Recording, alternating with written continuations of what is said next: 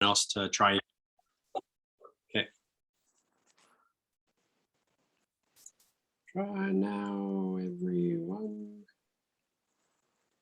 Paul's in the waiting room. Nope.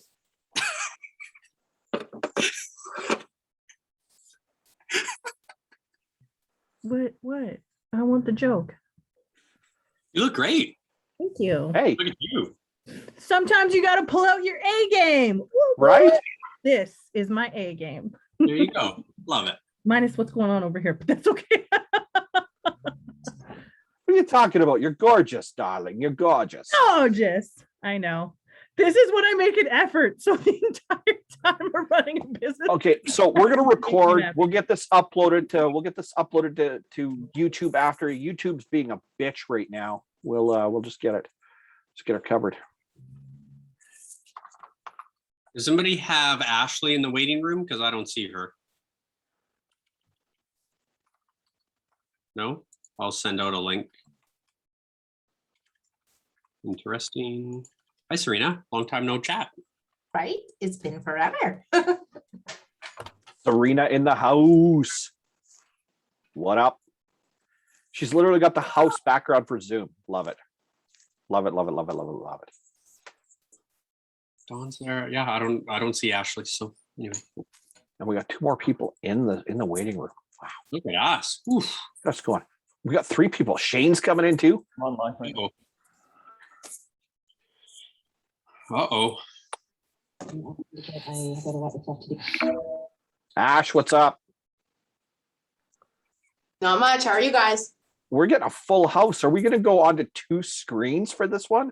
Wow. Oh, you're a popular guy. Thank you. Thank you very much. Shane, it's like I just left you 3 minutes ago.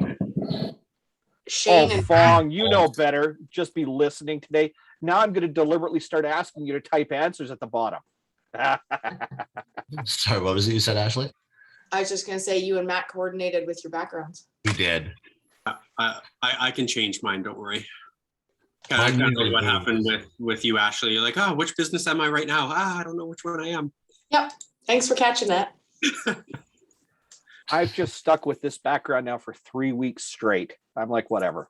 I don't have to change anything. It doesn't matter. It all blurs together. All right, let's kick this off.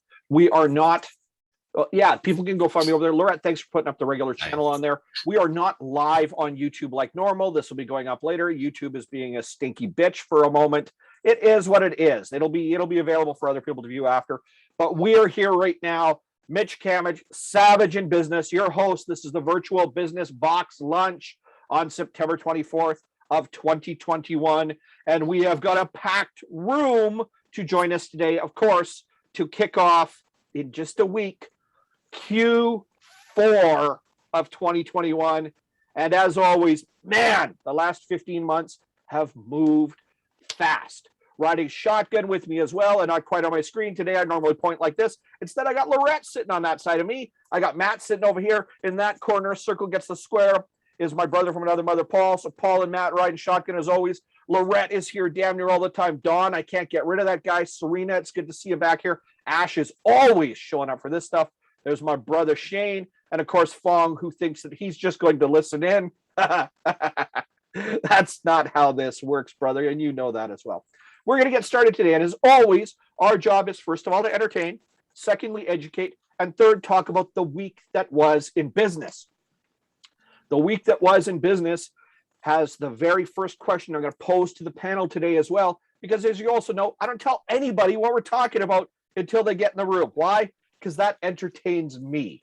But also, it allows you, the audience, as you're watching it in the coming weeks, months, or even years later, or when we're done what is going to be considered season 1 here as we screech up towards Christmas for virtual business box lunch. Season 2 will start in the new year, probably about February. So there'll be a little break in there for virtual business box lunch.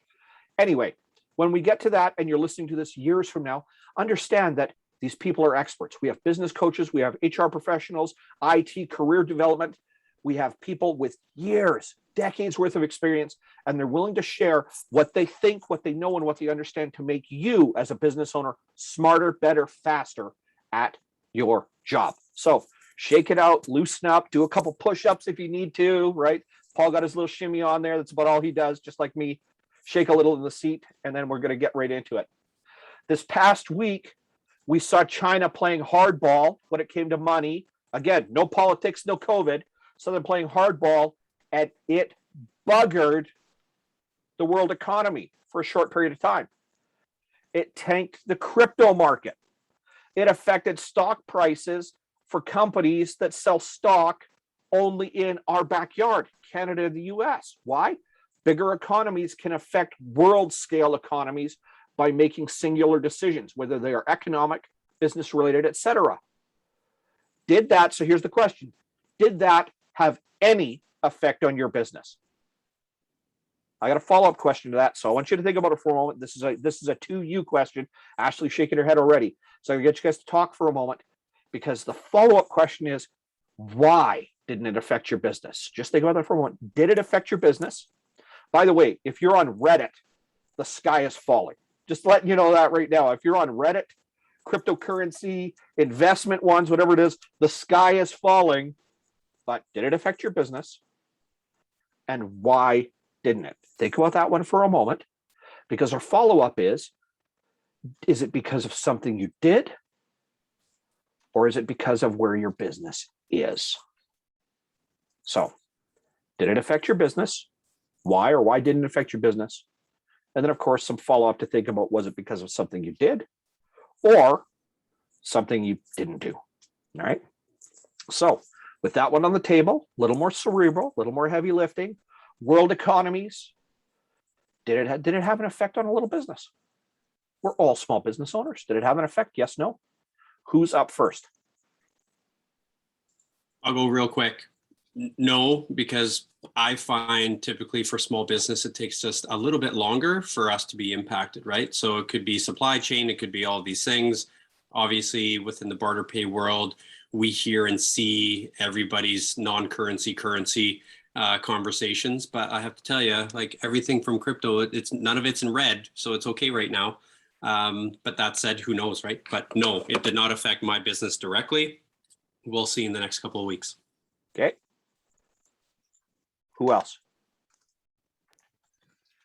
Don, go for it. Yeah.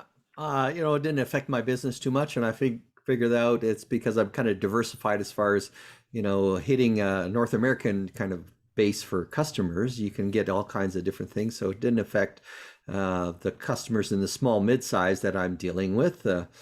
Took a beating on crypto as far as losses go, but I think that's all going to bounce back. Okay. Lorette? Yeah, Shane? I think for me too, it's more, I'm dealing with really small owner operated businesses that are quite local in nature or have a couple offices across the country. And so crypto isn't really part of their day-to-day conversation unless it's the owners or the seniors as their own personal investments. So didn't really hit the day-to-day business functioning between us and them at all. Okay. I'm going to say no, but ignorance is bliss. And I bet you it impacted my future, but I just don't know yet. Okay. Now we're getting opinion. There. Shane, Paul? For me, there was no effect. But again, much like Matt had said, the trickle-down effect may take a little bit longer for it to actually see relevance in our areas. I haven't done anything that would feel the effect of that. My clients, to my knowledge, don't really deal in crypto or large economy finances. So not for me.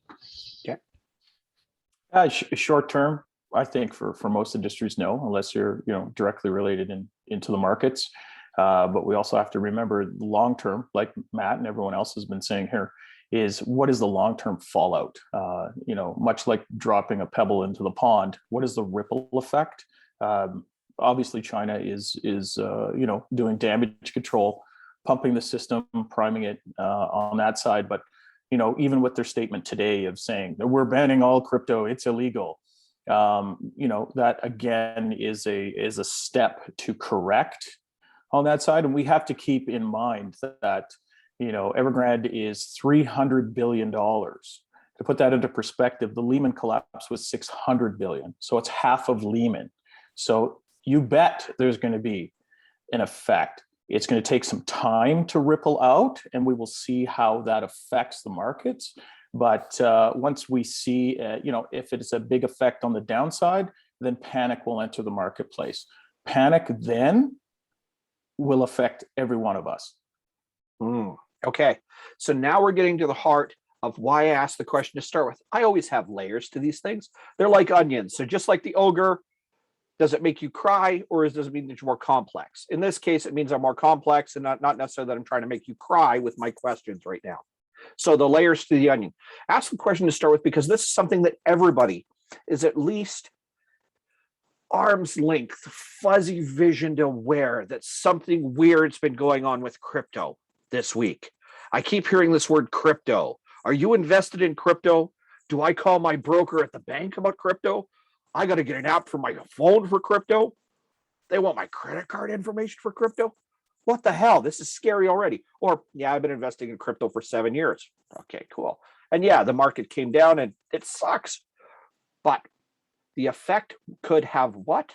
An eventual trickle down. So Mitch's point to this is that if it's not affecting you right now, what do we see? Stratification in business. It's always been there. That's not a new effect. But that's what trickle down is. Not trickle down economics. That's a different principle entirely, right? But that's where we see trickle down, where the effect happens at a different stratification where all of our businesses on here are. Now, if that's the case, and we're looking at that and we think we're clever enough now, what do we do to make sure it doesn't affect us? Yeah, next. Is there something we can do? Is there some indicator we can look for, or is there some behavior we can take right now? Now, Mitch's point in asking this question is that if we've all had a look and we're thinking about it for the first time, now we want to get predictive. So what do we do to fix the problem? We're not going to fix a $300 billion financial collapse ourselves. We're just not going to do that. But how do we make sure it doesn't affect us and our businesses? What do we do as the little business owner? What do we do as the industry experts, as the thought leaders, et cetera? What do we do either to help working with our clients or customers, et cetera, or for our own businesses, so that when that trickle down comes, it doesn't have that big of an effect or any effect at all on our business? Be prepared. If you're looking at 3 months, 6 months out, or sometime next year, get that line of credit. Get that line of credit now, because if liquidity locks up, meaning banks not lending to each other, so the flow of money, then it's going to get a lot tighter on the banking system to qualify. So that's everything from loans, mortgages, and everything going forward. So if something like this is a big event, which it is, front run it, get ahead of it. So if you need to do that, do that. Start locking in your clients, and it's the Boy Scout, always be prepared. So does this go down that path, and is it a big downturn? Well, then prepare for it. Get everything locked in, get your clients locked in, and prepare for maybe a little bit of a dry spell. So you let the panic and the fear go through, and then you're back up in business again. So maybe there's a 2 month or a 3 month drop in your business. So have that dry powder, have that plan in place, get that line of credit going, so you can go through and let everyone else go crazy, so that you don't have to. Rest of the panel, thoughts? What are you going to do? That's certainly good advice, Paul, about talking about thinking ahead about what money you might need. Maybe it's a positive situation, such as you're going to take on a major contract which has a slow payer attached to it, and you need a line of credit. Then maybe you better try to see if you can get that line of credit now secured, because like you say, the money market might tighten up. Even though you got a great situation, look, I got this big government contract or something, it might affect you. And in the small business, I would say make sure all your marketing is really, right on pace, that you got the right group you're getting referrals from, your networking, your marketing, your Google ads, whatever. Make sure all that is running and you're going as efficiently as possible. Now's not the time to, take your foot off the gas. Yeah, I would say diversify. So have your hand in a couple pockets. Learn, grow, be uncomfortable right now so that you're ahead of the curve, and then align with people like, and trust. It's all about people. I would say if you're product based, we are talking about China. So many of us already have supply chain that has been interrupted through COVID, right? So I would definitely look at that, because maybe some of those small Chinese-based suppliers that you're dealing with may have invested into crypto, and possibly heavily, right? So you need to make sure that you have, your current supplier and vendors online, and that they now have the needed cash flow in order to supply you as well. So I've heard from a number of the panel right now, and we've heard some bits and pieces there. One of them comes from education. This may be the first time you're ever thinking about it in context for your business. What you don't know can kill you. Next is to be mindful about your cash flow, et cetera. And Lorette talked about investing in people. We just happen to have a really good. Now, Lorette is an expert on people being able to perform and excel. In other words, to make career changes, to adjust, adapt, and grow. We have another people capital expert in the room here right now, Ashley from Evolve, Human Resources. Check her out. It's good for business. Thanks, Ashley, Mitch. what else do we got to do? I'll pay you later. I take Bitcoin, just so we're clear. I think generally on the employee front, everybody knows, and it's a well-known fact, that the labor market is really short right now, and there is very few qualified candidates for each role, whereas 6 months ago it was a free-for-all. And so, as you're making hiring decisions, as you're looking at your budgets and your forecasting, if this financial crisis has impacted you, or you're going to see it impacting you, then I encourage you to think a year or two more in advance than you normally would, with what your people capital planning needs to be and the dollars associated. And when you do find the right candidate for your company and your culture, and that's going to work well with you as a leader, hire them, because anything is trainable. And it's those individuals that are going to stay with you long term. And if you wait even a couple days to offer, they're gone. So even if you've got all the way to the final stage, if that final interview and the offer is a week apart, they're going to be gone. So plan ahead, look at your budgets, and when you find the right person, bring them on. Okay. So while Ashley's talking, I'm typing up on a screen for a moment, and all I had to do was start to type in the words Lehman Brothers, and what did Google predictively insert? Collapse. And then as I kept typing, it came up with Lehman Brothers collapse effect on economy. Next words. We all know Mother Google's listening. At the same time, the predictive text came up with the effect on the economy as it stands right now. So for us, what we've heard here today, and let me summarize for a moment, and then you guys tell me you're wrong, or tell me what else we're missing, because I want this to be actionable for people that are going to watch this. And in fact, I want it to be actionable for people to think about making themselves or their business more bulletproof right away. But just by typing that in, it's come up with a number of business case studies, articles, etc. So this is education, because if we saw this before, and Lehman Brothers primarily happened due to subprime mortgages, right? And that had a massive set of ripple effects, happened in 2008, and it moved out from there. The ripples in the pond moved out. So you can have an understanding of what this could do, big and little business. So get smarter, manage your money, look at your people, make sure your vendors and your customers pay on time, and secure credit. Am I missing anything? Cool. Innovate. Opportunity.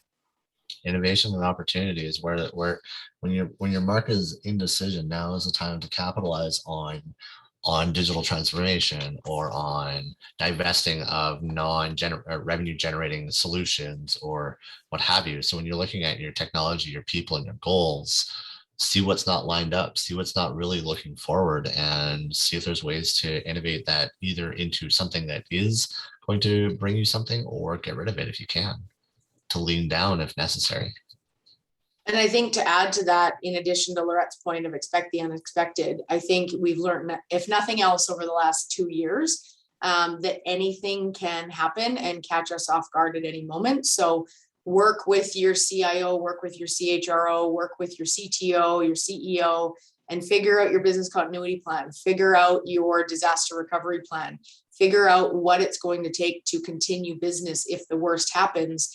And make sure you've communicated it to your team, make sure you've got the tech and the resources in place, and make sure that you're ready to pivot on a dime, because that will put you ahead of the rest as well. Bingo. So Now we're to the full theme for the last 30 minutes of our talk today. So we got into it. I started by opening the conversation just by saying crypto and crypto collapse, and then talking about Evergrande and everything else. And this is where we got to right now. If you remember, and if you haven't, you need to go back and check out in January. We had the year that was in review 6 months in advance, and it's where I sandbagged Matt and Paul all by themselves on crypto, AI, technology innovation, all that other great sort of stuff. We talked to you and said, do this, so you're going to survive the next year. Where are we? The last week in September. So what is this? The start of the last quarter of the year. Guess what we're doing? Setting the table for the next 3 months and moving into 2022. So I've heard a number of fancy words out of Ashley that if we talk about innovation and planning, by the way, when we look at the beginning of the pandemic, how many people started to hear the words emergency preparedness for the first time? How many people have experienced a hiring shortage in the last 18 months? How many people have experienced a cash flow shortage in the last 18 months? How many people's AR is aging faster than it used to, meaning that instead of 90 or 120 or 150 or 180 days to failure, people have stopped paying after 30 or 40 or 50 or 60, right? How many people are carrying an exorbitant pile of AR? How many people are behind in their taxation? How many people are behind in their credit card bills? So shake it out, a couple of push-ups. The next 30 minutes, everybody's going to talk at least once. What are the things? So this is the get your shit wired. Remember, this is not for children on YouTube. I make sure to check that little box as well. So bad words can occasionally slip out, FYI. Get your shit wired for the last quarter and get ready for 2022 because, hey, Ashley summarized it pretty well when it came to that, but also the challenges. Let's see. We've had murder hornets. We've had fire tornadoes. We've had a worldwide pandemic. We've had fake elections, false elections, near insurrections, God knows what else. We've had world economic collapse. We've had God knows what else is going on. It gets both a lot longer and a lot shorter to get something shipped to your house, right? Even through Amazon. We've talked about Amazon a few times on these calls as well. So once again, loosen up the muscles. What are the things businesses must do now? So what are the things they have to put in place? What's the preparedness planning they have to do?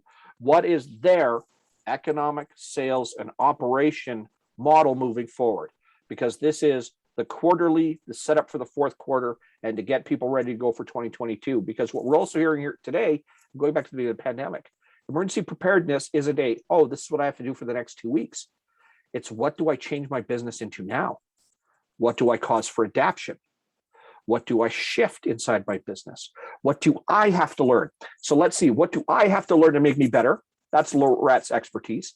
What do I have to do to get better performance or change the way I get performance out of people? That's Ashley's area of expertise. How do I make the business itself work better? Let's see, I got Dawn and Paul and Matt all riding shotgun on this call. Where do I look for diversification, extra education, or infrastructure? We've got the IT expert. We've got another business coach, writing coach, and God knows what else on here. And then we got Serena that works in alternate economic models, methods, and side hustles and businesses, literally teaching people how to start up and spin their own side hustles. And she works in the legal framework for that too. So don't tell me there isn't enough brains in here to figure this shit out for everybody else and to do it in the next 30 minutes. Let's put together what people have to focus on right now. So by the time they go to Christmas, clean conscience, they are better prepared to deal with the next fire tornado, murder hornet, economic collapse crises that we're going to, because we still got 3 months of 2021 left and this roller coaster isn't stopping. So where do we start? I think I likely jump in after once I think about HR and that kind of thing. But I think a couple of things that I want to kind of set the tone with are, number one, I think it's important that you determine whether the problem that you are facing right now is planning for the future and a what if, or it's a current problem. And if it's a current problem, then start with the problem you're trying to solve and do a work back of what are the steps that I need to do to fix it and who needs to be involved. When you talk about business continuity and emergency preparedness and all that, you know, in terms of documents and required by OH&S or whatever government body you have, it's all great to have the documents stored on a shelf, but it almost does more damage to put the work in, to create them, to roll them out, and then have nobody understand them and have them really not be able to be executed in a really good way. So I think regardless of what you're doing, it's starting with the problem you're trying to solve and making a plan. And then you have to involve the key people so that when you have to mobilize or you have to make change, those key people are in the room all to provide input and make the best decision for whatever ecosystem you're operating in. So I think from the Ashley HR ops piece, I'd say those are some of the things to think about, but on a more granular level, we can talk for days about HR. So I'll stop there for now. All right. Who's up next? Don, what you got for me? Ooh, Paul jumped in first. Overexposure. Okay. Are you overexposed? And have you taken on too much? Are your payment plans too far into the future? Is it more on a contract base? Can you switch the model a little bit to get paid monthly or get paid up front? If the debts are rising and people aren't paying you back, maybe it's time to look at the way that you bill. If there is something that is coming in the marketplace and it's going to affect you directly, how am I overexposed? Am I overexposed with, my operating expenses, my fixed costs, my variable costs, or have I deployed too much capital and expansion? And now I'm at risk. If there is a little bit of a slowdown, you have to figure that out and then go back and go, how can we be nimble? How can we navigate and be different from other businesses within my own industry?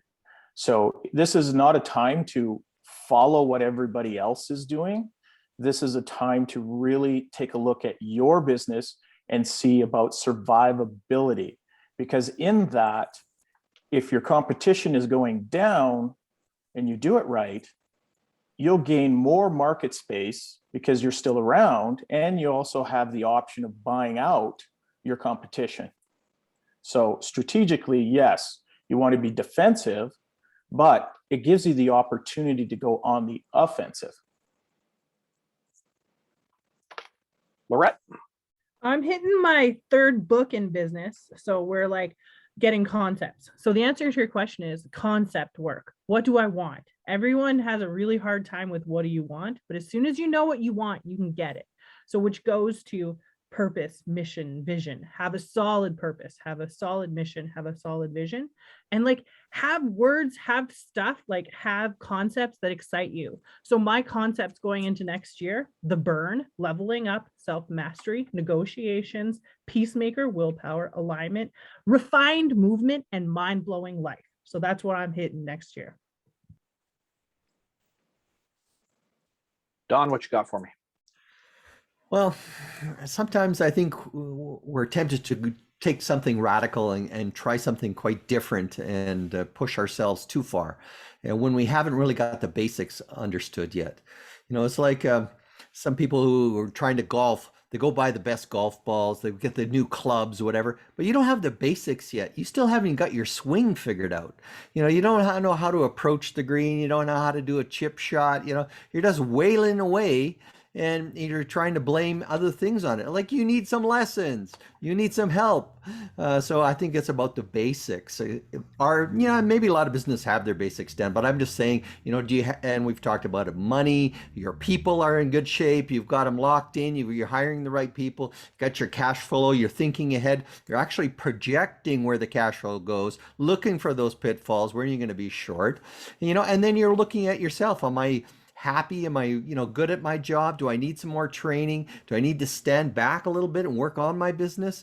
Those principles never go away. And when times of crisis, they are so important to go back. Make sure you got the fundamentals sorted out before you kind of, pivot, change, do all these whoa, what was wrong with your current business? Sometimes you just got to look at it. Maybe it needs a tune-up. Shane, thoughts? Yeah. So when you got businesses that are currently just booming like crazy, like and seeing growth that they've never seen before inside of a pandemic, never mind outside of a pandemic, the mindset needs to be, okay, what am I doing now that's actually seeing that success? Do I have the right tools, technology, and people in place to actually continue to maintain that, even in in a worse marketplace than where we're at right now, which is still quite possible, especially if we're looking at a layman 2.0 coming.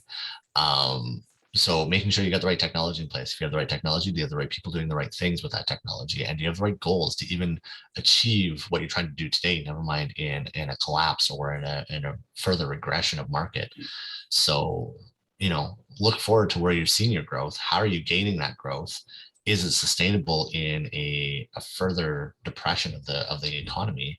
And make sure you've got the right people, processes, and tools in place to accommodate that. Thanks for the segue, Shane. Speaking on that with regards to the people, right?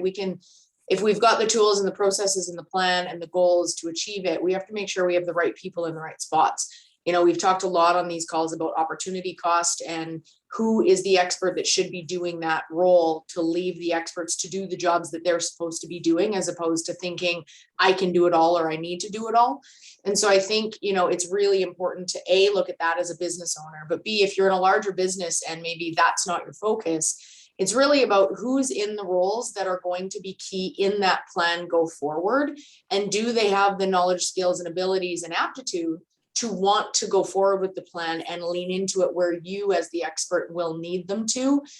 Very often, through lack of leadership or lack of other things, people pick the roles they want to do, they pick and choose the expectations that they meet, and then they kind of just find this own role that they've created for themselves. But if it doesn't work for the business, you have the ability to dictate what that role is accountable for. And so really setting those expectations, setting those growth plans, and having that communicated is really important. Just because somebody was the best widget maker on the plant floor doesn't mean they're going to be a great manager or supervisor of people. And oftentimes we fall into that where it's, oh, Paul's a great widget maker, let's make him a supervisor because he'll rock it. Well, we may ask Paul if he wants the job for the money and the title, but we don't tell Paul that he's no longer going to be making widgets. He's going to be managing people. And that's a whole different skill set that nobody's born with. So I think having those conversations and really looking at all aspects of the plan is important, because if you don't have the people in place, the plan is only as good as that piece of paper it's written on. So. And until you get punched in the face. Sure. The great Mike Tyson. Everybody's got a plan until you get punched in the face, right? Exactly. Yep. Matt, you've been uncharacteristically quiet for this one. What's going on?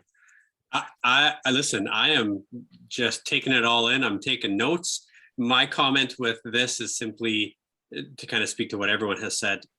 Be the expert in your field, know when you are not, and outsource that, and be a yogi. You have to be nimble, you have to be flexible, you have to be all these things, because again, if we would have went back 20 months to say that we would still be in this virtual room 20 months later with no end in sight, right? So you have to be the expert. If you are not, know it, be humble enough, and then at that point find the people that are.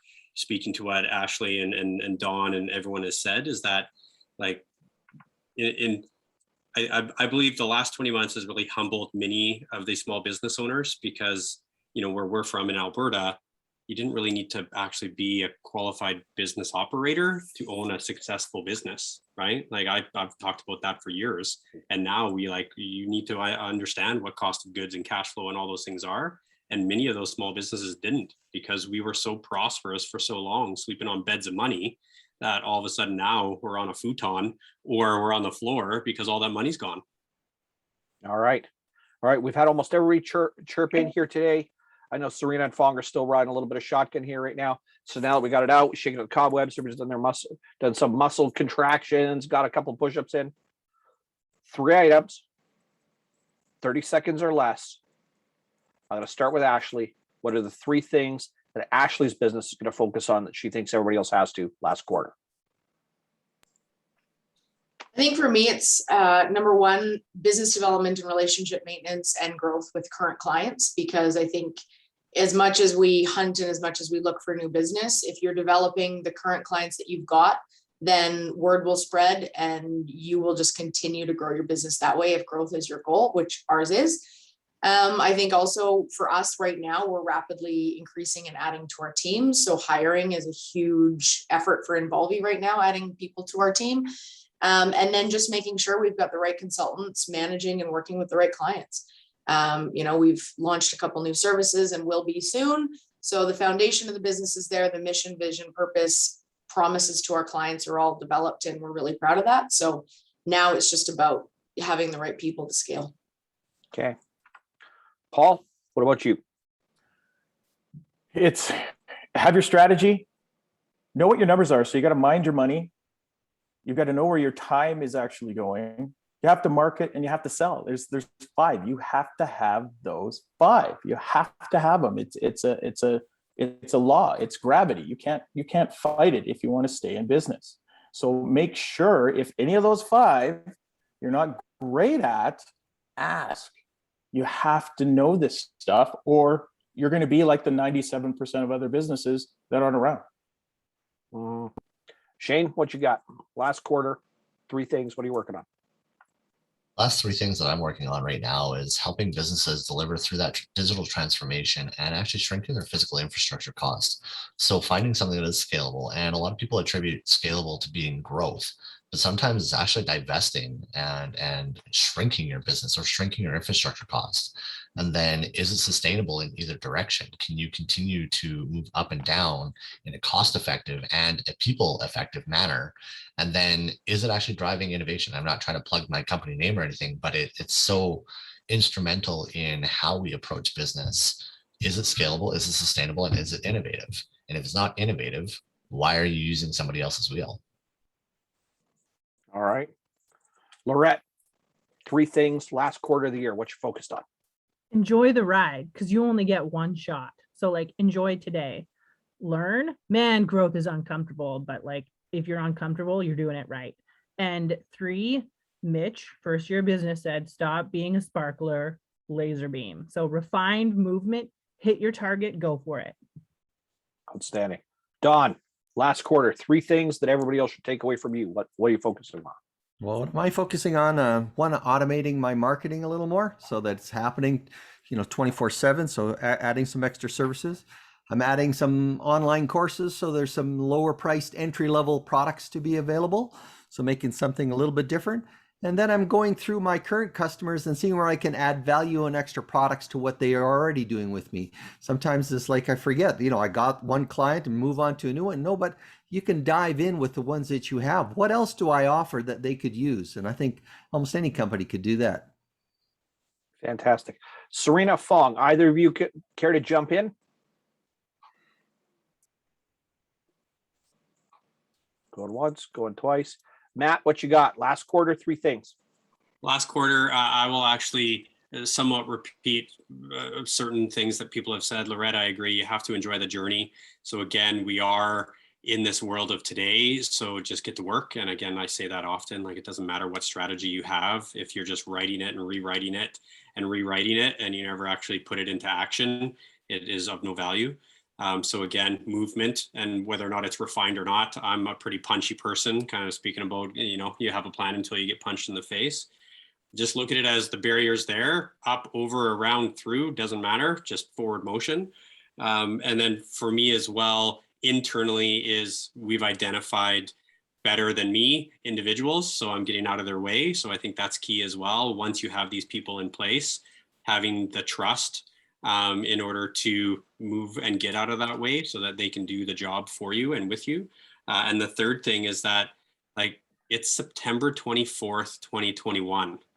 We just need to take that pause and say, you know what? This is the world of today. This is business. Is it sustainable? Because again, there are still such a large section of small business owners are still just in panic mode. And it's like, listen, you have to take the pause, look up, get a feel for what it actually will be. And, speaking to what Shane said, don't reinvent the wheel, change the tire. And, Fong should probably smirk to that because that was something that we said on his podcast almost a year ago. You don't have to do something completely new. You just have to make sure that it's refined enough to be relevant in the world of today. All right. So every week we come in here and I present a problem, a challenge, something that's going on in the market. and we hear really reasonable things. Really simple, even what some might consider absolute methodologies to go to next steps. That's boring as shit. It is effective as hell. It is the way business is supposed to be, and everybody is 100% right. You are correct. Now, last quarter of the year, we have a big economic bleh just happened. We have talked about how, well, not even how long, but that it's almost inevitable that the effect is going to come all the way down to us. It's going to reach out and touch us right here or right here. Or, and I'm pointing to where my wallet would normally go in my pocket, right? It's going to reach down to there and have an effect. So what's the big scary thing you're committing to in the next quarter? Because businesses need to have a sense of security and safety. We need a sense of function. We got to manage our money. We got to take care of our people. We got to sell like hell and internalize some of those sales. Why? Your market might not be any deeper than it was before. In fact, your pool might get a little shallower. So, to Don's point, you gotta swim with the ones you got, maybe, instead of finding new ones or other areas of the pool where there's different things to work with. So every business as well, because we've heard adaptation, we've heard innovation as well today. With adaptation and innovation, it means doing something that is definitely at least a little or a lot outside of your comfort zone. So why I'm asking the panel for their personal, because this is how you're internalizing and personalizing your business. What's the big scary thing you're doing this quarter? Because it sounds like everybody's got their shit wired, and that's good. Knowing everybody on this call like I do, yeah, I take that for fact. But what's the big scary thing you're doing as well? Because innovation is one thing. Safety and security have one all-knowing, all-purposeful, 100% factual outcome every single time you play it safe. You are only delaying the inevitable death of your business. Taking care of it builds security and strengthens the foundation, but it just means the economy is eventually going to overrun you in a disrupted market. It will come for you in the form of competitors you didn't realize were there. And in a safe market, it means that you think you're safe. What's the big, scary, hairy, audacious goal you're going after in the next quarter? Because when we talk about innovate or die, the businesses that succeed the best are the ones that capitalize on opportunities, realize differentiations in the market, or just realize that they've missed something inside of their own current market and are able to go back to that spot and do something prettier, better, faster, smarter with it. So what's the big, hairy, audacious thing that you're doing, or the scary part of your business that you're taking forward for the last quarter of the year? I see some smirking going on right now. I love that, because it means you're like, oh yeah, I got a scary goal. I want to hear it, because I want us to be able to inspire other people to, one, get their shit wired so their business is safer, but two, realize that this is opportunity and permission to go after something as well. Because if you stay safe, it's going to take longer to die. You might be around longer, but it's just going to take longer to die. There's no hiding, right? Or a great analogy that comes from naval practice for centuries is, ships are safest ships are safest in port, but that is not what they were built for. So last quarter of the year, how are you getting after it? And what can somebody else take away from that so that they in turn can get after it themselves? I'm going to start with Shane. Shane, what you got? Fair enough. All right. So I've actually been surrounding myself with supporting industries or ones that have synergy with me. Right now, I suck at selling, but I'm amazing at connecting. So when I'm chatting with a business, I'm thinking outside of the box and seeing how others in supporting industries can help deliver value to my clients and to my prospects that I'm hunting. So I've enabled by getting a business coach. I've enabled by having partnerships and open agreements with other industries, so that when I'm chatting with my clients, they're getting the best value from me at all times. And going back to a lot of what Don had said is, how do I best enable my clients to grow and succeed or sustain and survive, is by bringing my A game to every single conversation. Perfect. Lorette. Big, audacious, scary, hairy. What are you doing? What can people take away? Last quarter of the year. 7 streams of income, 7 streams of spiritual growth, in which it's diversifying. And honestly, the answer to that is adulting. I have a really hard time being an adult, to be honest with you. But like scary thing, Connexus, Circ, Womenation, Fortitude. Like I'm busy writing, and like your thought with longer to live. Why don't we just like longer to live abundantly? Are you living today in abundance? Period. That's all I want to know. Okay. Don, what you working on? Diversifying options for clients. Going for some expensive ones at a time when you think people are pulling it in. I'm pulling out the bigger packages and say, these are for the guys that really want to make some life-changing stuff. Hey, it's not 1,000, it's not 500, it's 5,000. You want to make a big change? Here's a bigger package. Let's think big. Okay. Serena, you available to take one? What you working on last quarter? You there? Going once, going twice. That's Let's okay. put her down for a big package. All right. Put her down for a big package. Serena, you need to give Don $5,000. There we go. Done. Next. Woo! We've made that happen. Ash, what you got? Who else? I think for Involvy specifically, our BHAG is going national. So we're already helping a number of clients in various provinces across the country from end to end, but I think it's becoming more national and focusing a little bit more there for a couple clients that have expressed interest. And then it's really just about growing the team so that they're all empowered to offer the service that we want to provide. So we're just in growth mode. So wherever that takes us, we're along for the ride. Badass. And he was coughing for a moment. Paul likes to play a little game. We're on these calls. He's been doing it for 6 months, called hide and seek. Sometimes when he knows I'm going to be calling on him next, he goes off camera for a moment. See, just like that. Hide and seek. Love it. Paul, get your ass back on here. Next quarter, what you got? I'm jumping into the crypto, jumping into that whole world. I see that as a massive disruptor, and I need to understand that a lot more to be able to effectively communicate it to my business clients and provide them with the information so that they can make an informed decision and get in on this, because it's not going away. Adoption rate for internet was 63%. Adoption for what is happening now is at 113%. It is the largest adoption. So I think it's about 140 million people are involved in it right now. By 2024, there'll be over 1 billion. So if you want to front run this, it's time to learn it. Mm-hmm. Before I let Matt comment right now, you heard it here first. When you're watching this years from now, Don just cut Serena a deal. Serena, $48.95 for you, not $5,000 like normal. We wanted to make sure we said that out loud as well. And with that, Matt, last quarter, what are we getting after? What are other people got to follow on with you, and what's yours for the last quarter? Well, I have to say, like, the risk versus reward, I'm investing heavily into the Hong Kong stock market and the Chinese stock market, because again, with everything that has happened, like if you look at this on my phone, like again, chaos breeds opportunity. Crypto, I've already been there, but I think that there's definitely going to be more conversations with that. But what I'm actually doing with my team is we're going silent. We're going to become assassins, and we're going to refine everything that we're doing. And we're going to pop up, and you're going to be like, what the hell just happened? And how did Matt and his team do what they just did? So, and that's super exciting to me, because I'm typically big and bold and out there. And we're looking forward to just kind of, taking it internal and making sure that everything is as lean as possible, and then moving it forward as quickly as possible too. So I'm excited for that. Fantastic.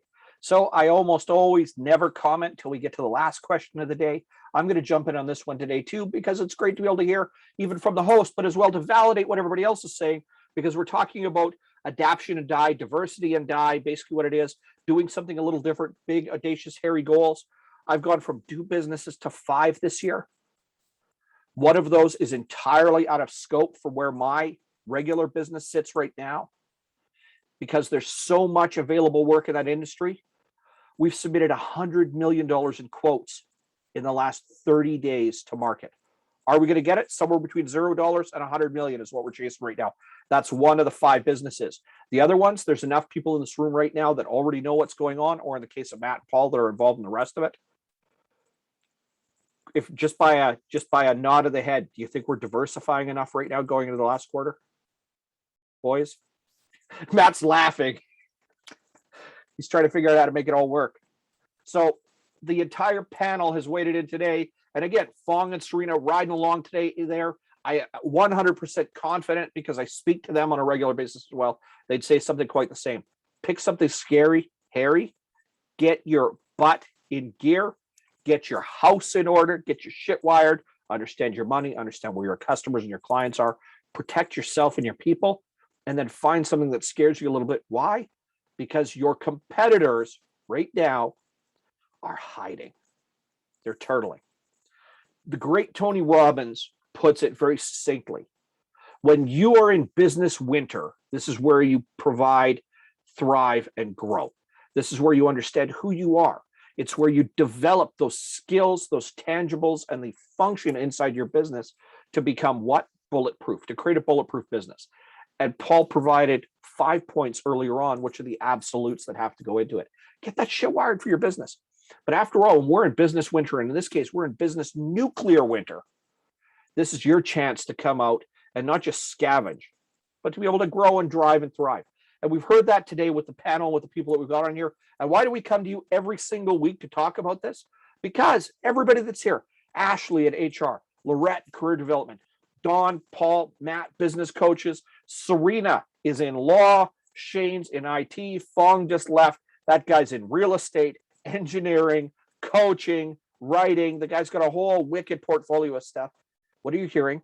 The same common theme. Everybody that's spoken today are people that are willing to stretch, stick their neck out a little bit for their business, but also want to make sure they've got things done right. Every week we come, I put something out there once more to entertain, delight, but to talk about the week that was in business, what we think is going to happen next, and more importantly, how we're solving problems. And when you hear enough people saying the same things all the time, what does that do? It either tells you they're right or they're going to be the next corpses on the side of the road. But we're still here right now. So which side of that equation do you think we're going to be at? Ashley, Lorette, thank you so much for popping in as always, being able to provide the insight suggestions. Serena, Fong's banged off already. Thank you for coming in and popping in, participating the best you can. Don, hey, you're here every week, brother. It's great to see you as always. We talk an awful lot. Shane and I literally, the reason we're late today coming to you, Shane and I literally had to quit our other conversation to come to this conversation. Appreciate you, brother. Thank you so much. Paul and Matt, my brothers from other mothers. We couldn't do this without you guys being here week in and week out. And of course, I talk to you guys multiple times a day. But you know what? This is the fun part of the week. I love being able to close out my week by being able to meet with all of you and people that I know, that I trust, and I like, and more importantly, bring it to help business owners. So thank you so much for participating as always. My name is Mitch Cammidge. I'm the Savage in Business. This is the MCC Virtual Business Box Lunch, September 24th, 2021. So when these zombie hordes are coming for us in 3 years, and you happen to be able to get feed off of YouTube and you're watching this, just know at some point between now and then, you likely will have talked about the advent of the zombie horde, getting gas masks and machetes. But for right now, we're saying invest in yourself, leverage your team, protect your cash flow, and do something big and scary for the last quarter of 2021, because you're going to eat your competitors. And really, at the end of the day, that's how we keep getting fat in business, by going after our competitors and doing something different than what they are doing. Thank you for joining us. Join us next Friday for the next Virtual Business Box Lunch. You'll see many of the same culprits, partners in crime, joining us right here, sharing their thoughts on business, the week that was, helping to educate, illuminate, and what? Entertain. Thank you for joining us, and we will see you all next time. Crew, it's a pleasure as always.